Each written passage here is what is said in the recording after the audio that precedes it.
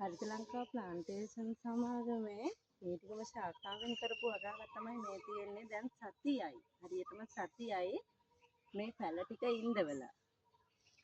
ඉතින් ගේ ඉස්සරහා ගාඩන් එකේ තමයි මේ ලස්සනට පිළිවෙලකට අඩි 6න් 6ට පරතරය තියලා මේ හිටවලා තියෙන්නේ. ඔයාලට පේනවා ඇති මේ විදිහට පැලේ උස යන පැලේ නැමෙන හින්දා තමයි මේ වාගේ සපෝට් එකක් දීලා තියෙන්නේ ලීයක් හිටවලා.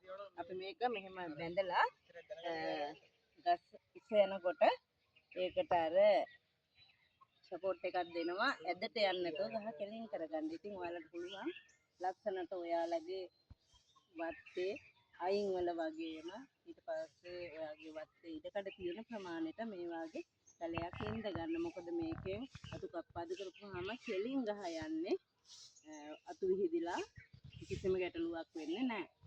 ඉතින් මේ විදිහට තමයි අපේ වගාව යන්නේ. ඉතින් මේරිගම ශාඛාවෙන් තමයි මේ වගාව කරලා තියෙන්නේ.